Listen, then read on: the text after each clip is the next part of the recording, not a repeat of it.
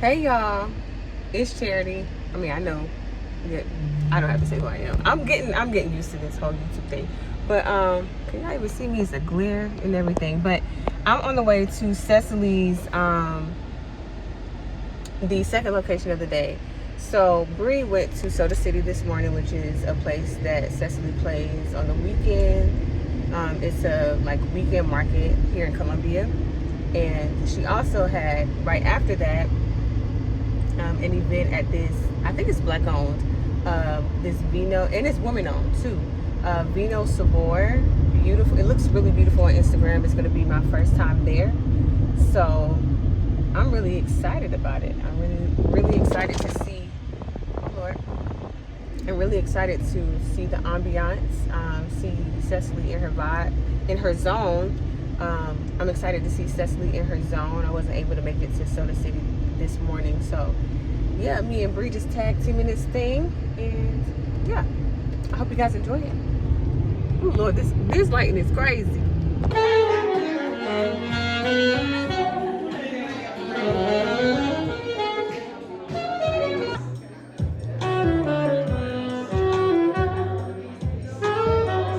you can go ahead. Beautiful, love it.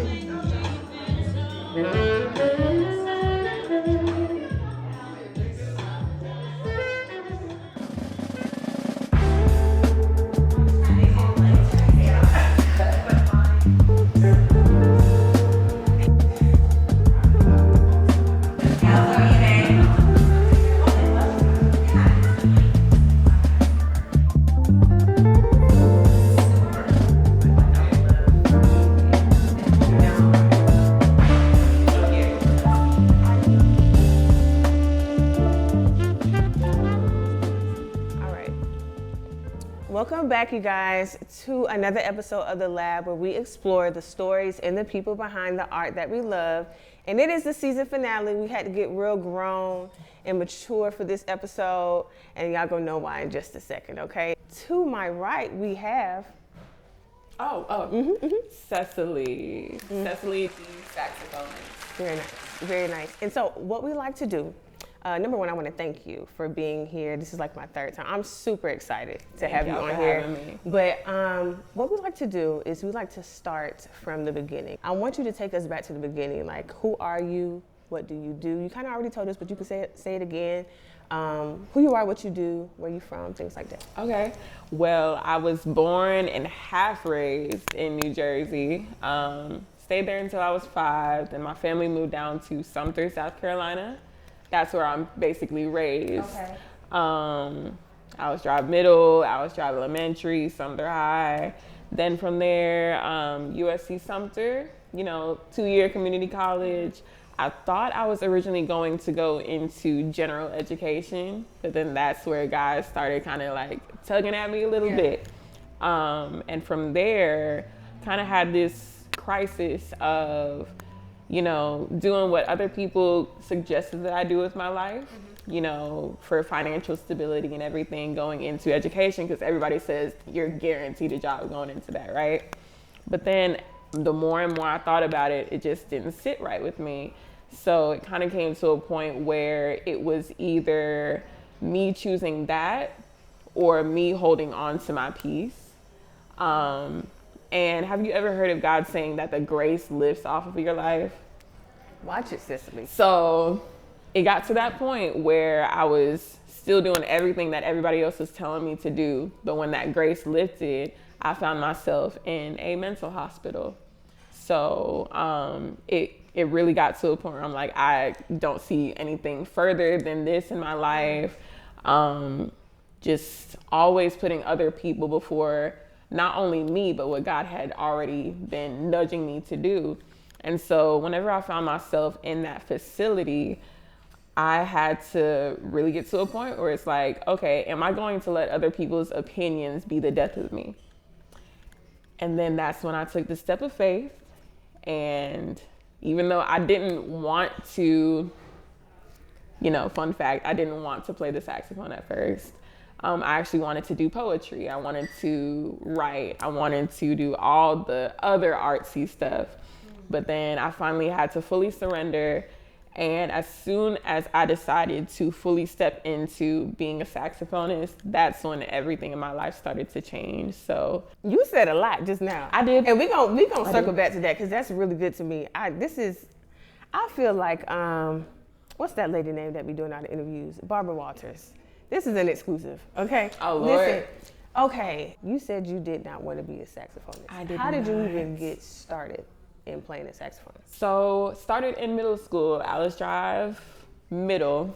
I just thought it looked cool. You know, I originally wanted to, you know, do it and, you know, had a really big passion for it. But before that in elementary school, I mean, I was a poetry fanatic. So, you know, throughout middle school, started there, was very passionate about it. I mean, to the point where I would have my lips bleeding, coming home, practicing, just so amazed with the saxophone. And then whenever I got to high school, joined marching band, you know, all that stuff. Then had some trauma connected to it, you know, being in the marching band and all that. And it really had me, you know, dim out on my passion for the saxophone. And so I tried to focus on different things, not really just putting that to the back burner. And then, you know, God called it back, so. Did any of your parents play the saxophone, or is it just something you just started doing? Funny enough, neither of my parents have any musical background, so yeah. I saw my older brother actually playing the trumpet, so I'm like, okay, you know, he already kind of established being in the music field, and then I kind of followed from there. So y'all were just the only two that's kind of like more creative in your family? Yeah, and even he dropped out of doing the trumpet, so it kind of fell back on me. Okay, so was school the only place where you like did anything musical, or were you guys like in church or anything like that? So my mom was in Catholic church, right? Okay. So I did not do it then, but then I actually started branching off into, you know, finding out faith for myself. And I believe this was around 8th, 9th grade. I started to play at the new church that I was a part of. And, you know, that was a learning process. I had to learn going from sheet music to playing by ear, you know, how, you know, in Black church. Yeah, I'm already knowing. And so I had to learn how to improv, do all the, you know, shouts and stuff. I was terrible at first. You played sax there? Yes, I did. Wow. And I was the only like horn player there. So you had the standard ones like the organ, the drums, all that. And so nobody really knew how to teach me how to do that. And from there, it was just self-taught, you know, trial and error. But yeah. Crazy. So I didn't tell you this, but my oldest brother, well, maybe I did. I'd be forgetting, child. But my oldest brother plays the saxophone. Oh, wow. Okay. And him and my mom were like musical geniuses. They played different instruments, all the things. And the only people I ever knew about the saxophone is Kirk Whalum and Kenny G. That's the as far as it went for me. Yeah. Who are some of your influences?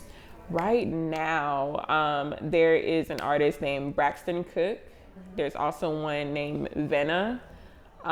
Those are my main two right now because they're more modern. They kind of have the style that I want, the tone that I want, just the stage presence that I want for whenever I start branching out in that field. Okay. You know how like singers, do you sing?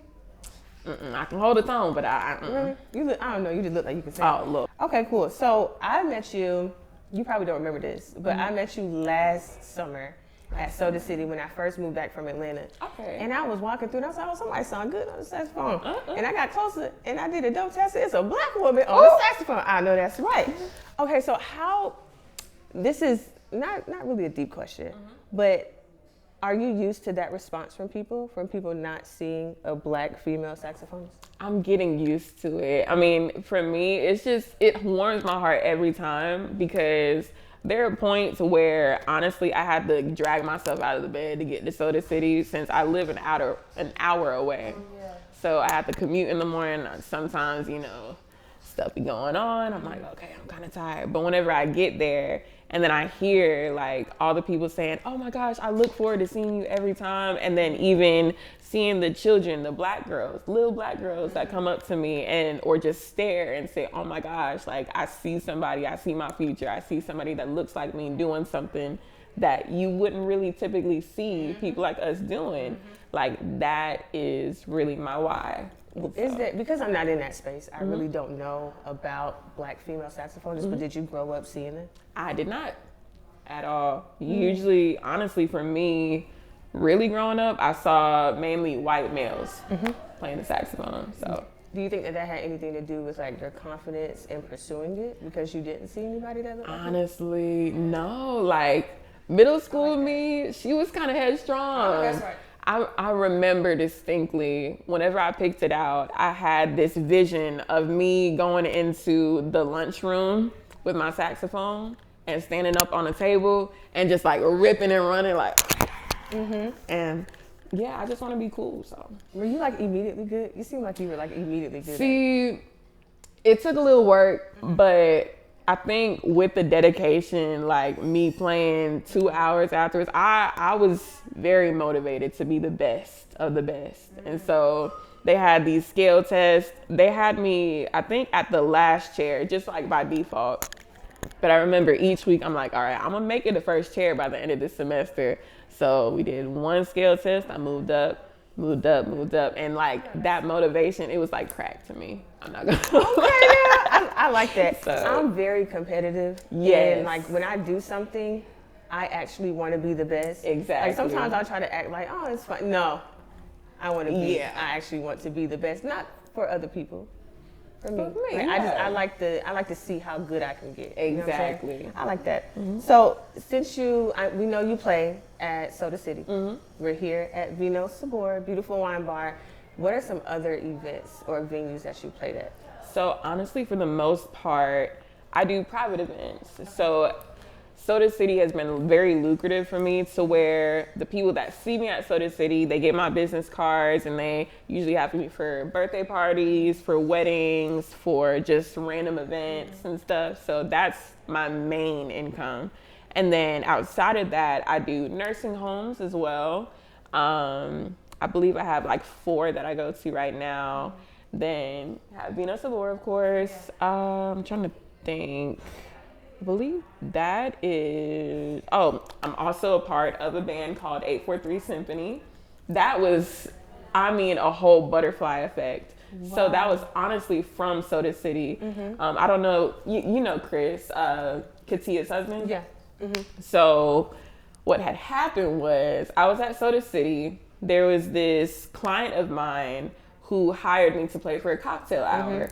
And so I went and showed up to the cocktail hour, but I saw Chris and his band at the event. They're like, hey, da, da, da. I'm like, oh, that's Chris and them, That's fire. And then Chris hit me up and he's like, you know what? I'm actually starting up this group. So I'm like, oh, okay, cool. And then got a part of 843 Symphony. Wow. And then the rest is history. So that all came from me playing at Soda City.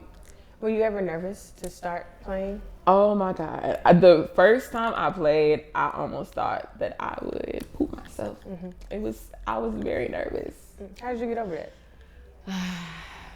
I had like a 10-minute pep talk in my car before I got out. And I just showed up, I had to put myself, and I needed the money. But and that'll do it. It's a motivator. That'll It is do a it. motivator.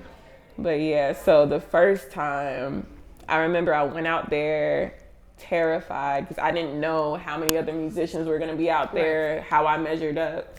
I went out there, didn't really know that many songs or anything. I was just freestyling. And I remember I played from 9 to 12 and I made $60. I know that's And I'm like, oh my God, I made $60 in 3 hours. Oh my gosh. And then from there, I'm like, okay, I can make even more money and even more money.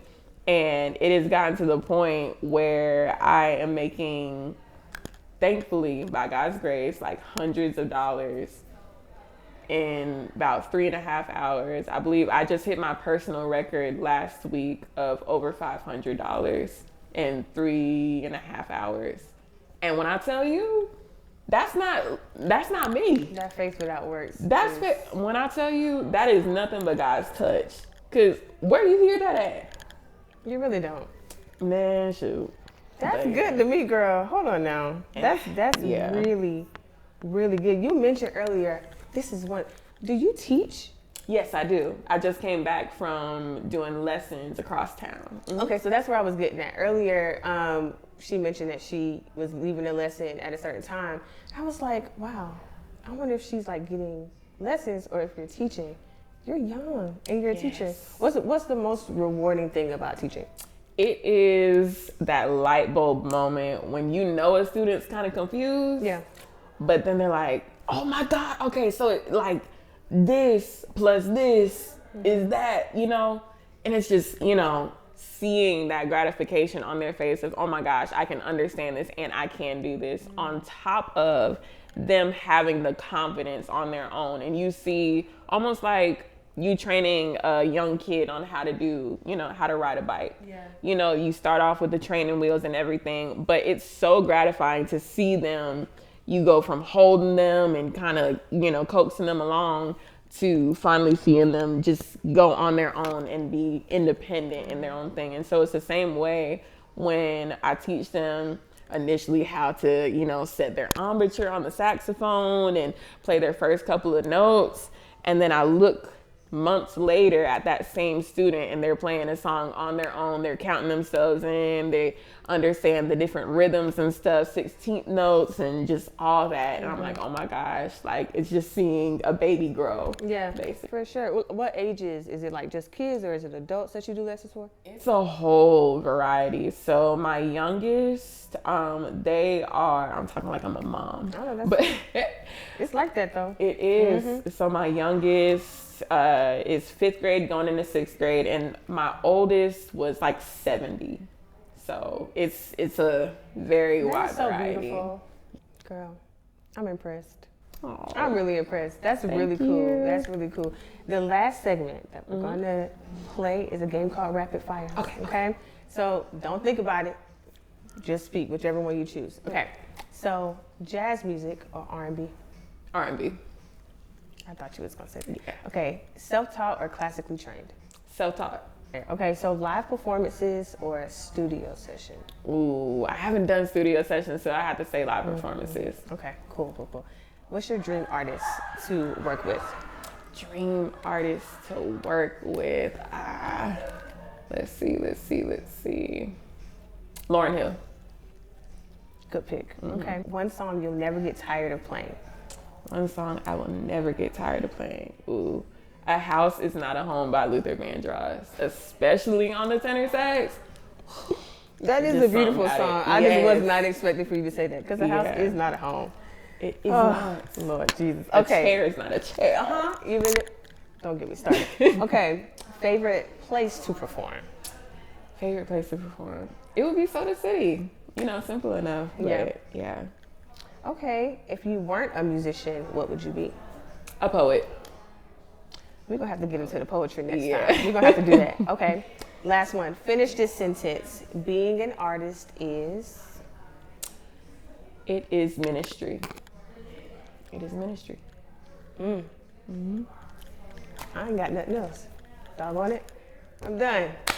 Okay, before we leave though, I really want people to know where they can follow you, where they can get in touch with you, because you got a lot of good things that you offer. So tell the people your Instagram stuff. We'll have it on the screen too. Okay, so it's a long name, but it's my name. It's Sessaly Mitchell Nelson.